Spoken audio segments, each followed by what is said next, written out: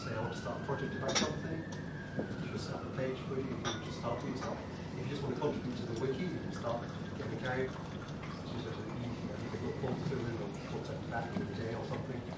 Then you can edit any page you want on the wiki. So if you see stuff on there that you think is wrong or you can contribute to, or you've got a few extra thoughts about, just get on with it, because that's how it grows. So I'm going to talk about this thing called OWASP Cornucopia. It started about a bit more than a year ago, August 2012. I had I was scheduled to do some training with some developers and the sort of application security, and I was about to do 3 batches of people, and it was like Monday morning, Monday afternoon and Tuesday morning. I thought this is going to be awful, and it was sort of like this, we do agile development and things. I thought, well, how can I make it a bit more interesting?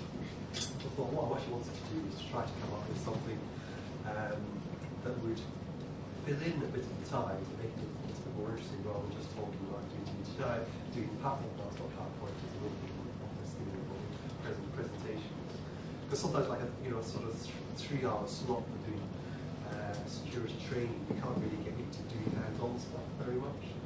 It's not long enough. You can't really get set up and running.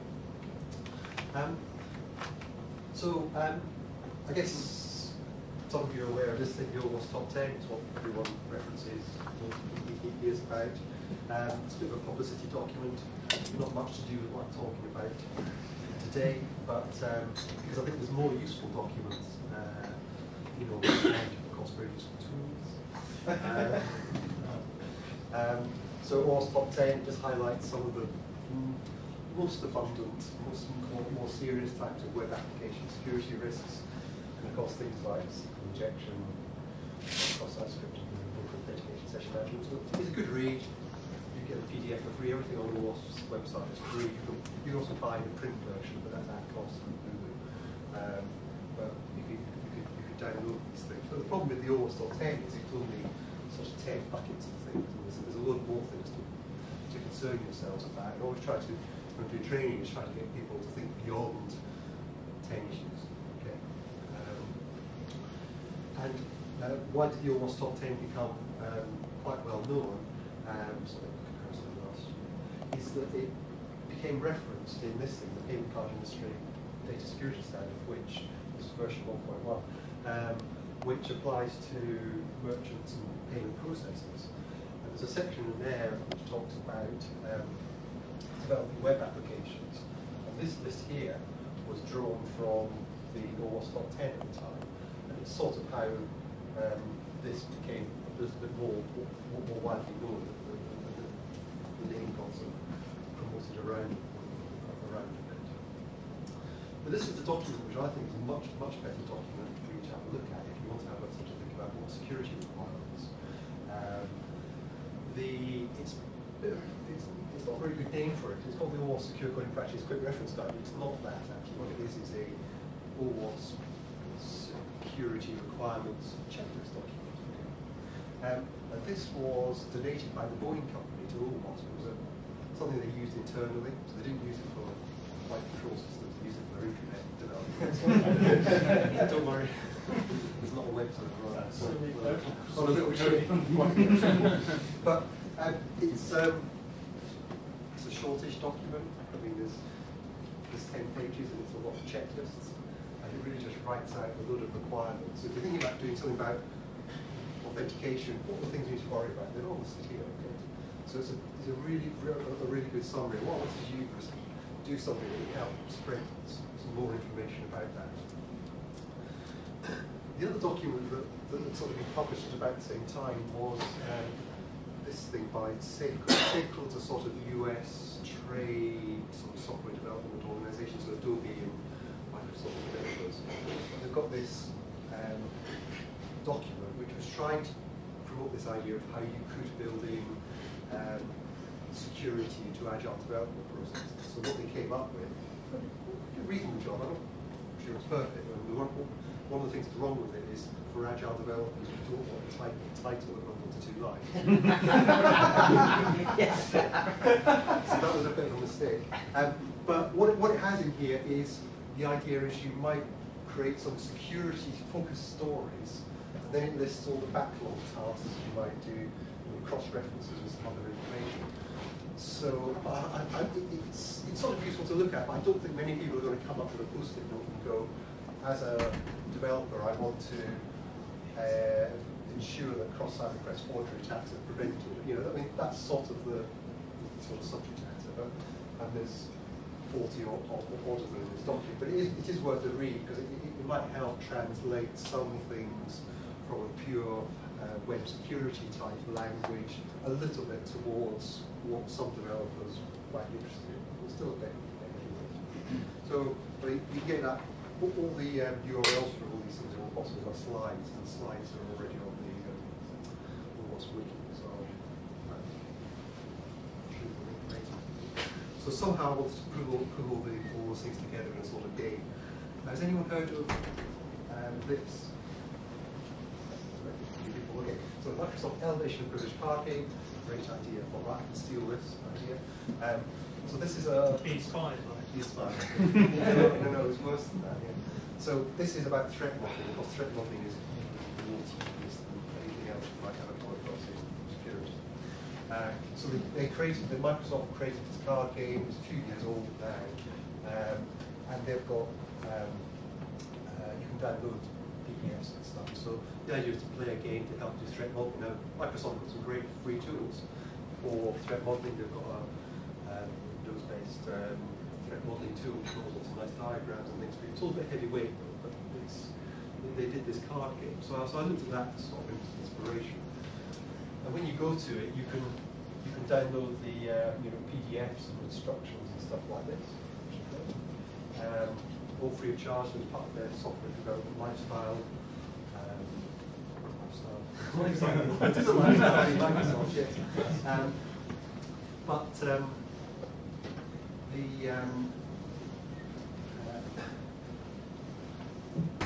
thing about this is it wasn't very web-based. Okay, so it was much more interested in like if you want to develop the next version of Server 2020, or we did a build Office or something like that. So it wasn't web specific enough. There were a few Microsoftisms in the language, a little bit less up to date. And the thing was, there wasn't much cross-referencing, and I wanted to reference these things like safe coding, OWASP requirements. It wasn't very personal, and strangely, the card game had limited operating system support. Look at the previous slide. It says system requirements are Windows 7, Windows Server, 2003 and 8, Whistler, and XP. That is, it's PDF. So. And the other thing, you could actually download the open source template. It is actually completely open source. Creative Commons Attribution 3.0. That's what I thought I could actually build on it. But the problem was they actually produced not only PDFs, but they did kindly provide the Adobe files. Design Illustrator, of course, you need lots of money to be able to afford this type of thing. And I was doing my training in a couple of weeks' time, and my budget was about £20. Okay, so and I didn't have time to do proper design, so on. So I thought I could do is I could mock it all up in a Word document and try and produce my own version of the game. So the elevation of privilege, it's all an attack at this and attack at that. It's just not very webby sort of stuff.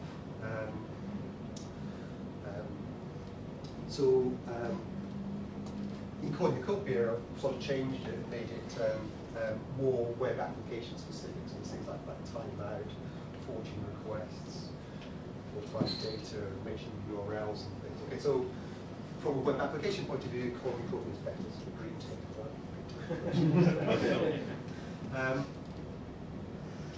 The other thing I wanted to do was a bit more, make it much more web specific. So the suits in EOP are these ones, which are their threat modeling terminology, so they're sort of 5 suits, isn't it? So I did it, these sorts of things, sort of big chunks, data validation, coding, authentication, session management, authorization, cryptography, and a category for everything else, because I had too many things, so I just called I didn't come up with the name initially, but I used the name I came up with as the final suit. So I'll just give them some colours. So of course, the elevation and privilege cards, they've got some money Microsoft, so they've got some nice sort of interesting fronts on them. My ones are a little bit not quite good for red cross, okay. So what can you do with a colour printer and a Word document? Okay? And it was Word, by the way, because for some reason the OWASP Wiki doesn't accept uploading OpenOffice write documents. So I did it in Word. So sorry about that. But of course, when you just do the PDFs for the elevation and privilege things, you just get blank back. So I've created some more tartan or something to click on that as well. So I think yeah, so that's the cards. So there were a couple of, say, Microsoft things. So one of the attacks wasn't mentioned .NET permissions, and one of the other mentioned live IT holders. So we don't want any of that. But I did put in some things that are a little bit more generic. And on the ACEs, I think they had something like, on the ACEs for the elevation privilege, it's always, you've invented a new tampering attack or something like that. So on the ACEs for the OWASP ones, I put up an advert about, read this or do that or something. So just to highlight some of the documents. Invented a new Wi-Fi attack? Let's try that. That's on there somewhere. But the main thing was I wanted this to be more information rich. So the elevation of privilege ones have only got the suit name, the attack description, and the ranking, which is the card. So what I've got is the same things, but all this cross-referencing as well. So I've been cross-referencing into the Secure Coding Practices reference guide, Boeing document, application security verification standard, people come across that. Good thing if you're doing, if you want to write spec for some software perhaps, or looking for some classification of sort of assurance in the security using XPS. OWASP AppSensor, which is one of the other projects I contribute to. So detection points for attackers. And then the MITRE KPEC, which is common attack pattern enumeration classification, so the cross-reference there. And then those safe code stories as well. Now I didn't cross-reference the OWASP top 10 or CWEs, because actually there's going to be just far too many CWEs. And the OWASP top 10 was too small a list, really, so that it wasn't. I found it was better to cross-reference to these things, and then potentially to references from these to those other things. And also make it more individual. So all the Microsoft ones were an attack of this and an attack of that. I put names in. Okay. So all the attacks come out with are a bit more personal. But names, of course, can just be the name of some system. So just read someone's personal name on the computer. Anything, yeah. So Jim can undertake malicious actions, and so on and so on. So what I did to get the names was I took all at the time, the current OWASP board members, all the OWASP staff names, and then I looked at, there's a list of people who pay $50 a year as individual members. So I did random selection. I used my Android phone to do random, which is not really random. But I don't think I got the same answer twice. That's all right. So I allocated just a little personal names to it. The names don't really, not really anyone in particular, although you can spot people like board members. So I did it as this Word document, called it version 0.4, with some instructions, attribution, Microsoft and everyone else. Okay. I even went along to a little workshop. I saw a little workshop for about gamification. So I was told there was a free little workshop. So I spent an hour or two with someone, and they gave me candy cards as well. Play Gen. So it helps you select what those things like victory conditions, or what's the motivation for winning the game, and things like that. So there's a few ideas on that picked up.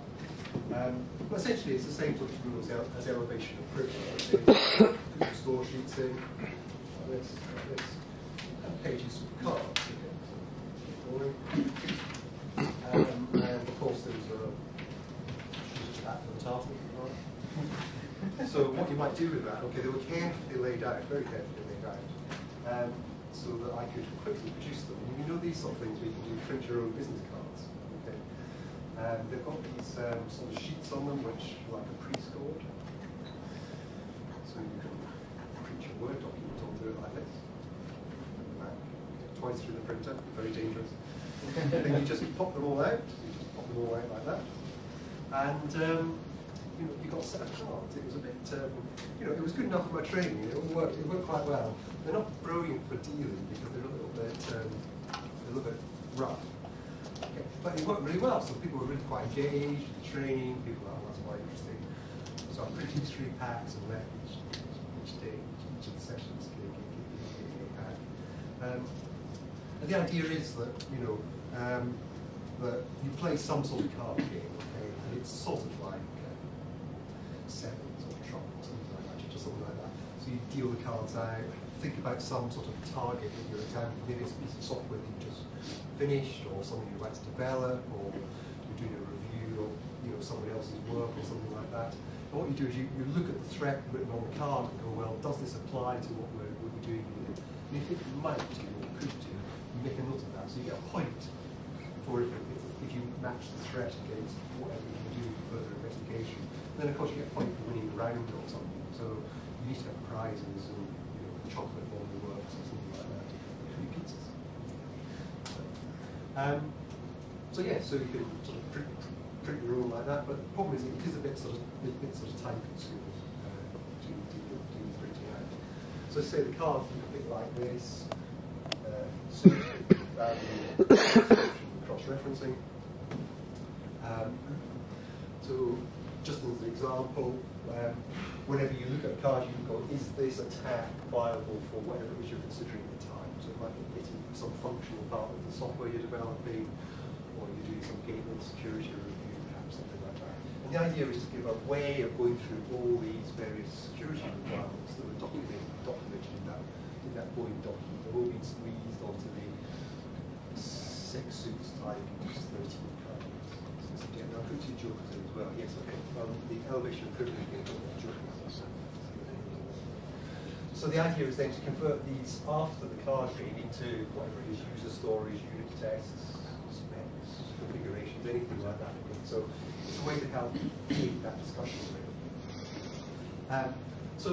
Just as an example, if we just thought about a payment form on someone's website or something like this, and say that was what we were considering at the time, and we dealt this card, Michael can bypass the application to gain access to data because administrative tools or administrative interfaces are not secured adequately. So thinking about that posting payment page form, which is probably on some bank or payment processor's website, how might that attack be relevant to that? Well, actually, the merchant might be able to modify the template. Okay, they might be able to do it through some web interface. So the attack might be to modify the template used on the third party's payment page, for example. Put some JavaScript in it. You'd be surprised that these templates on payment processors can include JavaScript for third-party websites. So there's a risk there. Okay, how about injecting data into? Okay, so this is SQL injection, not using parameterized interface, something like that. Okay, so cross-site scripting perhaps as well, injecting code, so it's an example, including things with JavaScript. So you can use these things as a way to discuss security mechanisms. And I mentioned that gamification stuff. So the motivations are to develop security skills, hopefully improve software actually, win the game. Social mechanics are achievement, and you get personal feedback to improve your own performance because you're learning about information security and application security. And the game mechanics are, well, take turns, there's some randomization because you shuffle the deck, you've got this quest to identify security requirements or threats, and you get points for identifying threats, points for winning rounds, chocolate pizza. Okay. You win by getting the most points, but the business outputs have got a list of security requirements and education and awareness for people involved. And of course, that's quite a lot of cards. And this animation took a long time. There's an interesting mistake on the next one, actually. Okay, so you've got all these cards, but you don't need to play a game with the full pack every time, of course. Okay, so for an extranet, for example, you might have a limited range of functionality, so you don't need to have all the cards from all suits. Did you see that? It was a deal from the bottom of the pack. I don't know how it does that, but it wasn't what I planned. Public information website, perhaps just sort of brochureware, something like that. Well, there might be there's no authentication or session management, anything like that to deal with. So strip the cards out before you play. There's no point, there's no point trudging through them with things that are not relevant. So you cut them down. You might even be using some software development framework where some of the issues are already catered for. Okay, so it might be that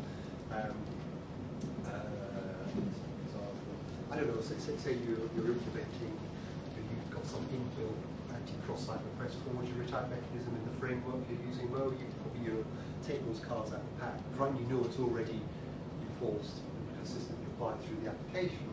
There's no point sort of running through the exercise of trying to identify.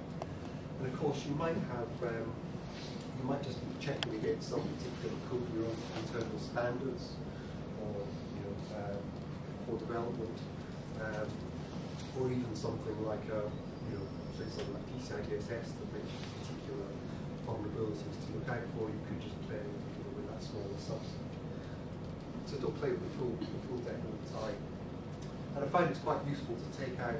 Normally we play with the cornucopia suit being trumps, but if you're starting off the first time with people, it's probably best not to have trumps, and probably not use the jokers either. Just try to make it as straightforward as possible until people get in the swing of it. So that was it. So I did this, used it in my session, and I uploaded it to the OWASP wiki, which that doesn't mean anything, just puts it as a file somewhere. And then I sent an email to the Secure Coding Practices mailing list and say, hey, I've done this document which uses your source materials again. I didn't hear anything. That was it.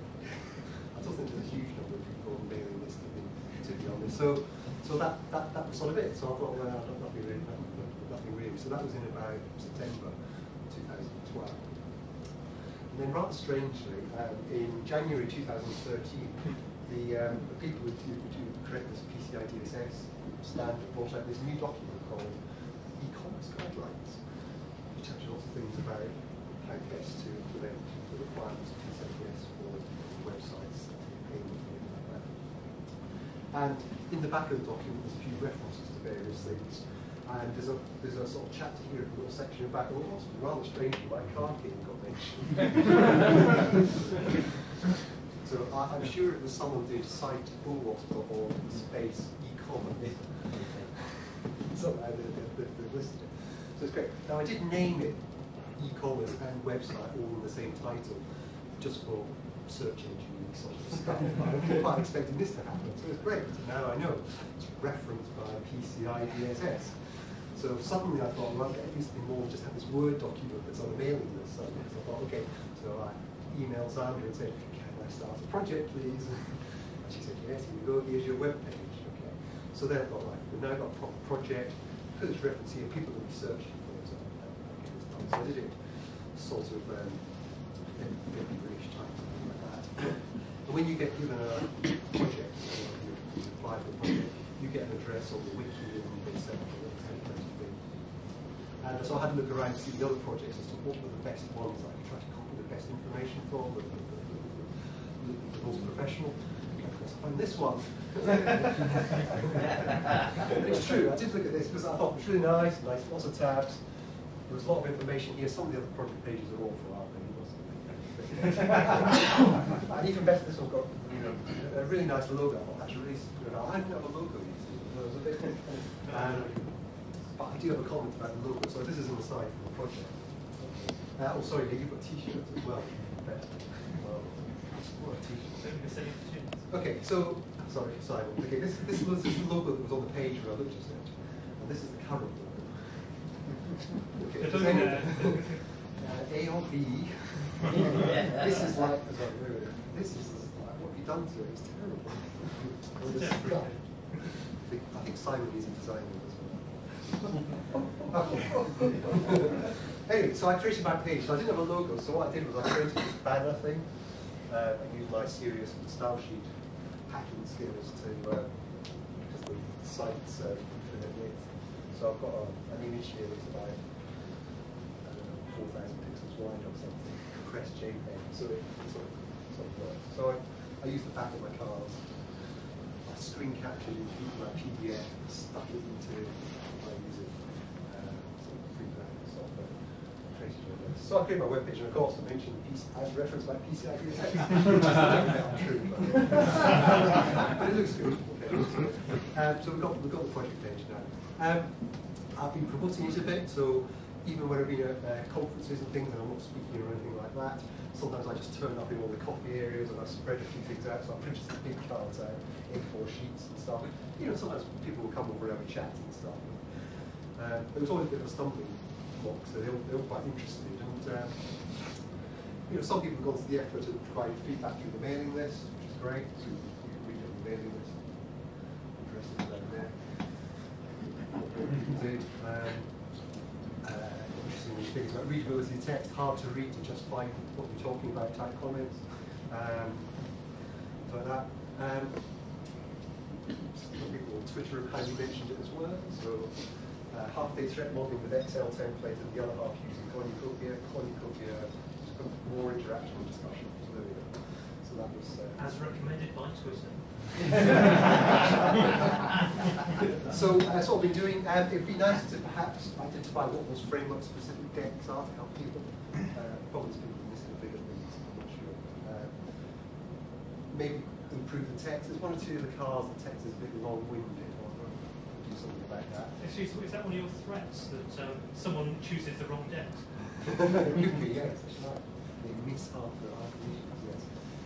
Update the mapping. So I was always waiting for ASBS version 2 to be finalised, so I used to do the update. Incorporate any feedback, do some more releases, possibly translations. And one of the things that was on my list for a while was to try and get some proper design and print and things. So the current version's also got a sheet in it. So you can actually just score them yourself and cut them back, but it's still quite a bind to do the printing. I also want to do some other additions. Some people have said, like, let's do web services version, maybe some mobile apps or something like that. So remember, this is all Creative Commons attribute sharing alike 3.0 license, the same as the Elevation Privilege ones.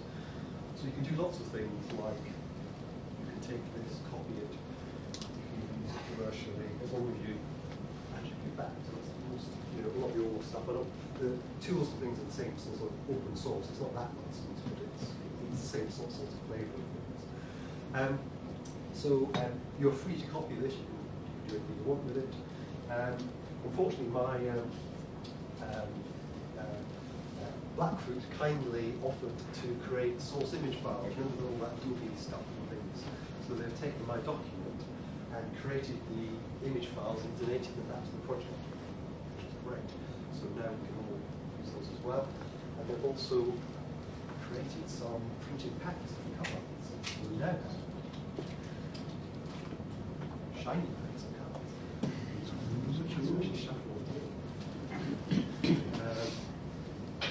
And the other thing, so remember, I just had some made up tarts and thing. So they said, oh, what can we put on the back of the card? So Cornucopia, Horror Plenty. Scribble, that's my scribble. We actually did that. So we've got nice backs on the cards in there as well. They also did a bit more than that because they, you know, it's a bit. So these are completely just OWASP, okay? It doesn't say anything else about anyone on it. So there's no sponsorship or any of those files are just little measures of them. But they did, to hand them out, they did produce a little box like this, which looks like a cigarette pack. So that was the sheet for it, okay? So it's Ecommerce Web Application Seriously affect your wealth. Not doing content creation will affect your wealth, which is quite nice. So that's their giveaway box. So there's some stuff on the side, which does has the warning. It is free open source material, so we're selling it. Okay? And it's the contents, what's in there. Okay? And of course, the OWASP doesn't endorse or recommend commercial products or services. You can't just throw the box away. So it's not being recorded. I don't think. You lose all the cards you did though. So I put what else we put in the box? Okay, like ingredients. So the ingredients are access control floors, code injection, cryptography, blah blah blah, and marketing.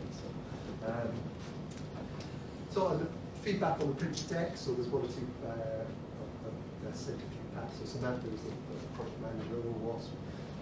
David wrote just a couple of good blogs and stuff, so people put a couple of pictures up, which is quite nice. The other thing I started doing was, over Christmas while I was a bit bored, I thought, okay, it would be nice if we had a Twitter feed for Cornucopia. Okay, so I started learning Python and eventually got it working. So each day, the Cornucopia croupier deals a couple of cards, so it does it in the morning and in the afternoon, and it changes the profile image to match the card for about an hour or something. The thing I need to change, I really need to do is a threaded conversation. I'll do another request to Twitter and get the IT back. So because it says stand by the croupier is dealing a Cornucopia Ecommerce Website Edition card link. And then it says the card for Tuesday morning is, and then dot. So sometimes there's 1, 2, or 3 messages here. So I think I'm going to thread them as a conversation. Or do them as an image. That's more complicated. Just not framed and topped up. Oh, yes, yes, okay, yes, on the card, yes. So yeah, it's more just a sort of an awareness thing. But someone might say, well, okay, so you could use that for like an awareness thing every day, just see what the card is and discuss it at work. You know, that's probably not things to talk about, but you could use it. But it's more of a little bit of fun. That'd be a brilliant slow time training process. The problem is again, it's using some random thing, it's not that random. So I need to make sure it goes through the whole pack before it starts again. So I need to do the array thing as well. I'm going to have to do Python arrays. Okay, so you can download the Word document from there. There's presentations here, projects there, favorite list is this. You're very fortunate tonight. You're going to get a free box of cards each. My colleague here. So there's a pack and there's a little booklet which is like a cut down version of the instructions from the Word document. So we have those to give out. Hand them out. We track them all the way up on the train. You can also request them for free from their from the Blackfoot website as well, if you know anyone else who thinks might also. But please feel free to, if you're not going to use them yourself, you pass them on to someone who does software development or the exercise of group to actually play the game is probably about 4 or 5 people, not too many. And you probably want someone who knows, who's a little bit more familiar with some of the application security terminology, just to help facilitate the discussion. Why you need to be at the pack? Can you buy the gift cards? They're not free. They're free.